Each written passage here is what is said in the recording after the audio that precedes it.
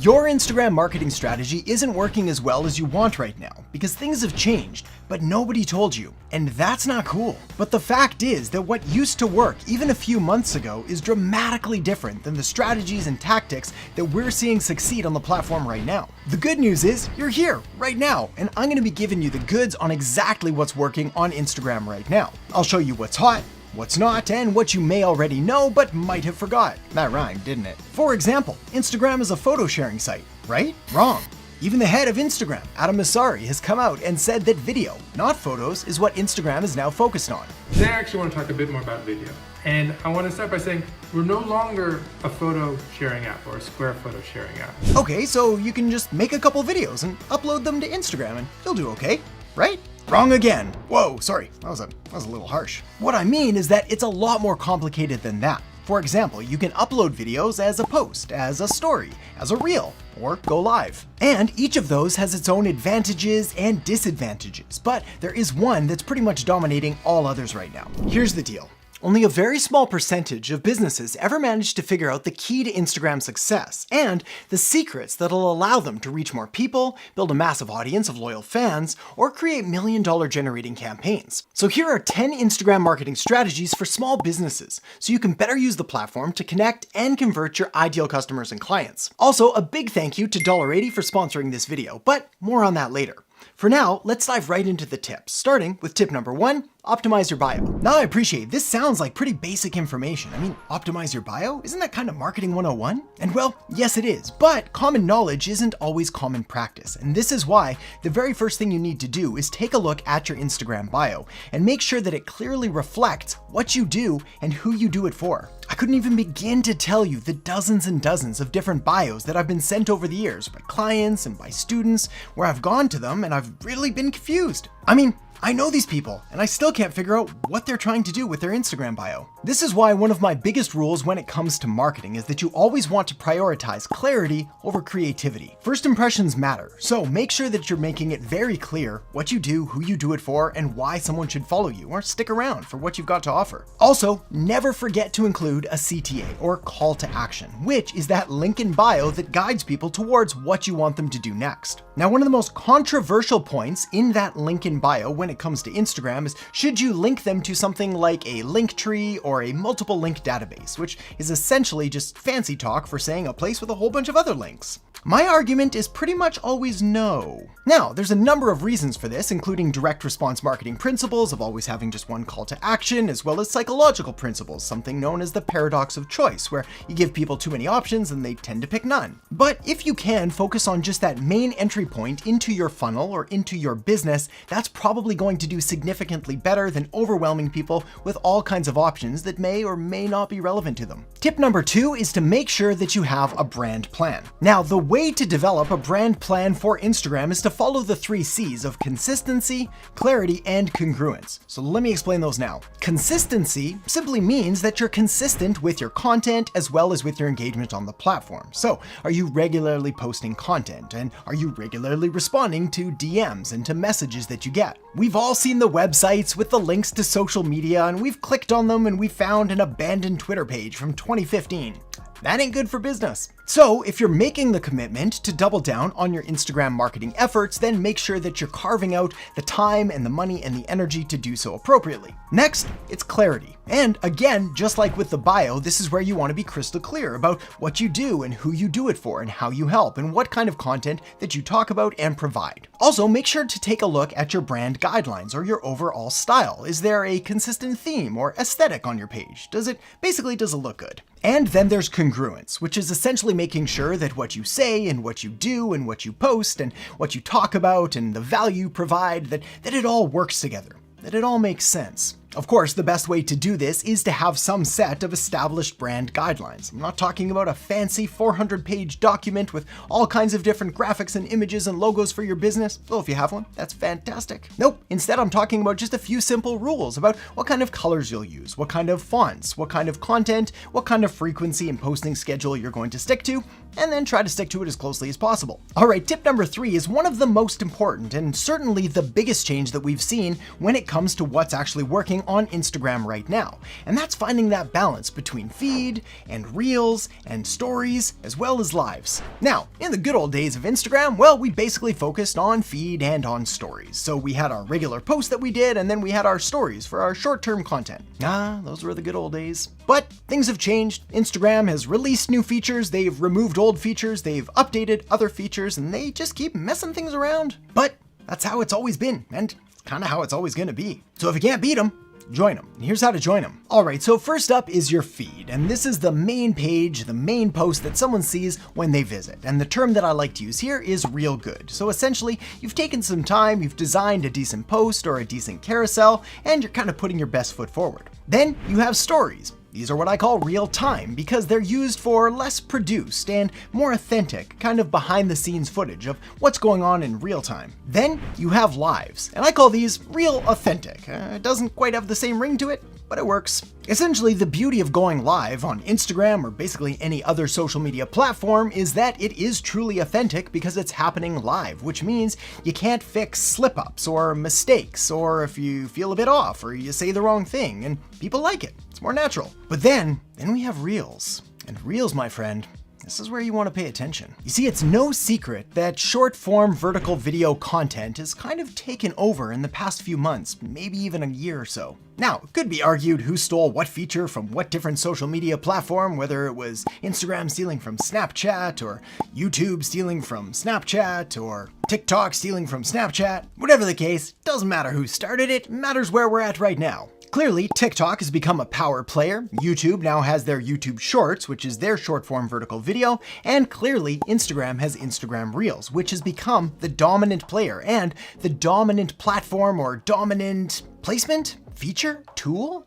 All of the above. Basically, the key to success, at least today, right now, on Instagram, is by doubling down and leveraging Instagram Reels. So I say Reels, real reach. This is because the way that the Instagram algorithm works with Reels is that it's far more conducive to getting in front of new audiences and essentially having that potential to go viral. Even if going viral isn't your end goal, it still gives you far more likelihood of getting in front of the people that you actually want to because you're giving Instagram what they want, which is more Reels content. The beauty of filming short-form vertical style videos is that you can upload it natively as an Instagram Reel, but you can also upload it natively as a TikTok and natively as a YouTube Short. Now, when I say natively, what I'm talking about is actually taking the raw footage and putting it directly into the social media platforms rather than copying and pasting different links and sort of just putting an Instagram Reel and pretending it's a TikTok, because that doesn't work as well. Okay, next, let's talk hashtags, but we'll make it quick because while they are still pretty relevant, well, there's a lot of other information out there if you want to go deeper. The first phase, though, is that you definitely still need to do research. You've got to find out what hashtags are relevant and applicable to you,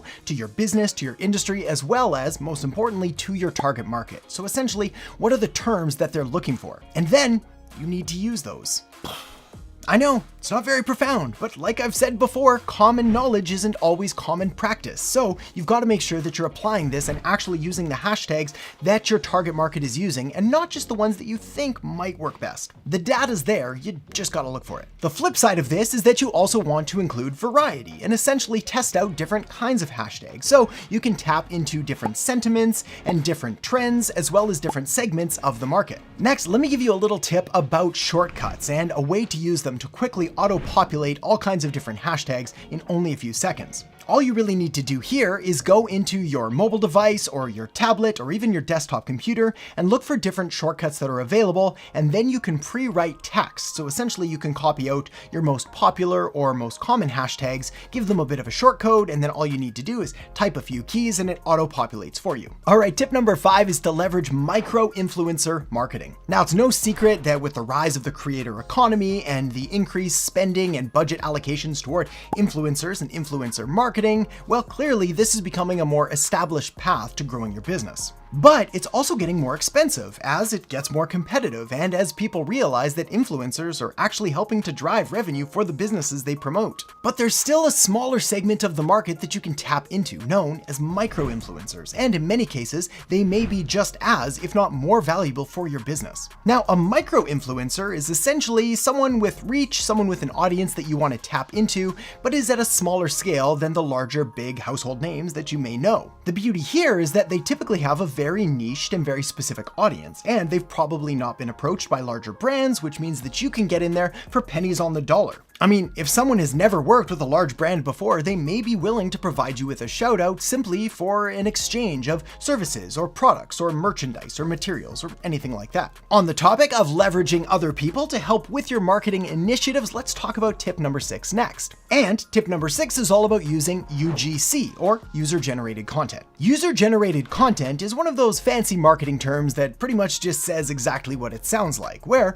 it's essentially having your users generate content for your business. Now, this is typically done with fashion brands and with anything that's wearable or usable. Usable? Yeah, like, let me give you an example. For example, if I owned a watch company, I don't, but if I did, well, what I would do would leverage images and videos and stories of people wearing my watches in interesting situations or interesting locations. Now, ideally, I would tie this to some kind of unique value proposition or unique selling proposition that would actually make my watch ideal for a certain kind of person in a certain kind of market. For example, if I sold, I don't know, like a diving watch for someone that went scuba diving, well, I'd be doing everything I could in my power to get people to take pictures or videos of them scuba diving, and then sending that content to me so I could highlight it and showcase it on my Instagram. A perfect example of this is GoPro, who if you visit their site, you'll find it's full of all kinds of different content that's generated from people using GoPros. Now, I myself have never uploaded a single thing to their platform, but that's because it's mostly just me doing things in the backyard,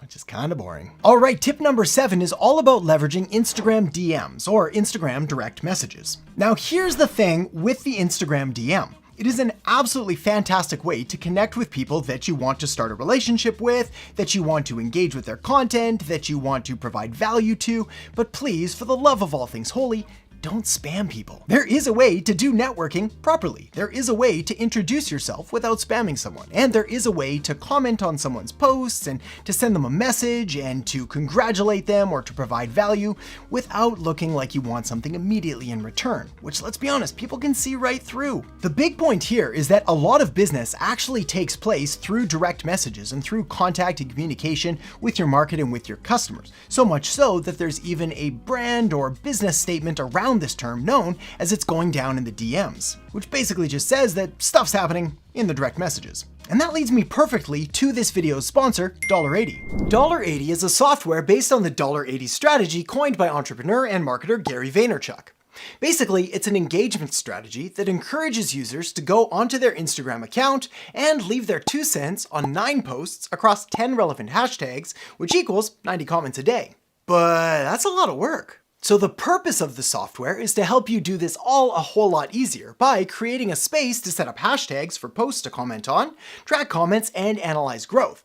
Doing this not only grows your following, but also creates a more authentic and engaged audience. To learn more about $80 and to sign up for a free trial, all you need to do is click the link in the descriptions below this video. Tip number 8 is that timing matters, both in regards to the actual time that you are going to post your content, as well as the frequency and schedule that you decide to keep in order to make sure that you're giving your content the best chance possible of ending up in front of your target market. Now, like all things in business and in marketing, there is a good, a better, and a best. So what I'm going to do is offer suggestions for all three, and you can find where on the spectrum you want to start and where you ultimately want to end up. First, let's talk about frequency and just how often you're going to be posting. Now, if you're just getting started, let's say the good is once a day. I appreciate that might even sound like a lot, but remember, there are different ways of doing this. You can create a story, for example, in 15 seconds. You can create a post, possibly in say 15 to 30 minutes. And you can create a reel in 15 to 30 minutes, maybe up to an hour if you really want to make it amazing.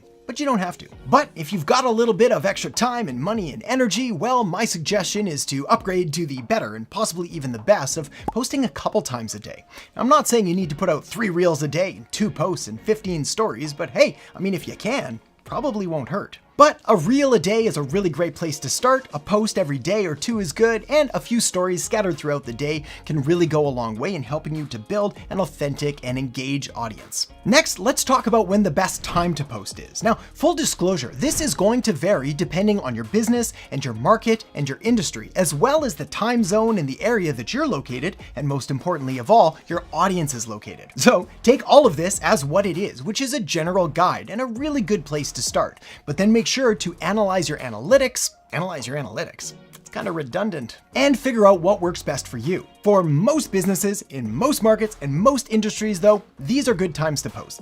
The first of which is somewhere around 8 a.m. or 9 a.m. Eastern Standard Time. Also, if you're a night owl and your audience is 2 a.m. Eastern Standard Time tends to work well as well. And if you'd like to post 3 times a day, then the third time you can try is 5 p.m. Eastern Standard Time. Now, what you'll probably notice here is that most of these times fall outside of those usual 9 to 5 business working hours. And this is why it's incredibly important to know who your market is and when they're active and present online, so you can post content when they're actually going to engage with it. As for what days of the week, well, Mondays and Thursdays tend to do best and Sunday tends to do worst of all. And as for engagement and for you spending time on the platform, well, the best time to do it is within the first 30 minutes after you post content, which will enable you to respond to any DMs or reply to any comments that you get. A quick tip here though, if you're still struggling to figure out when the best time to post are, is to simply follow your colleagues and your competitors, and then model your posting frequency and schedule and even style after what they're doing. If they're brand new, well, they may not know what they're doing, but if they're established and they've been around for a while, odds are good that they probably have a clue about what works best for them and therefore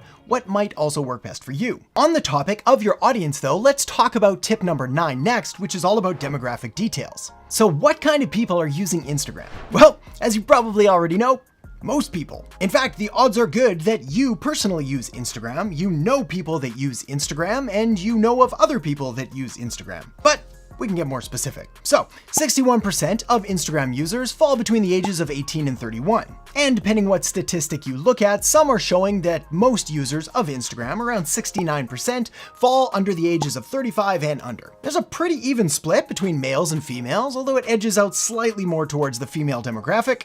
But probably most important of all, there are older demographics and younger demographics on Instagram, both present and active. And this is why I put Instagram into a category that I call the Big Four, which is made up of Facebook, Instagram, LinkedIn, and YouTube. Meaning that no matter what business or market or industry you're in, what target market you're seeking to serve, you can probably find them on one, if not many, of those Big Four platforms. Because they're big and a lot of people use them. Next, let me give you just a few helpful tips about how to incorporate Instagram advertising into your overall strategy. First things first. Instagram ads are run through the Facebook Ads Business Manager. This is because Facebook, now Meta, owns Instagram, and therefore, if you want to run the ads, you need to do it that way. Fortunately, it's really easy to do. All you need to do is go to business.facebook.com, sign up for a business account, then create an ad account, then link your Instagram account, and you're pretty much done. Sounds more complicated than it is. A quick Google search and you'll figure it out.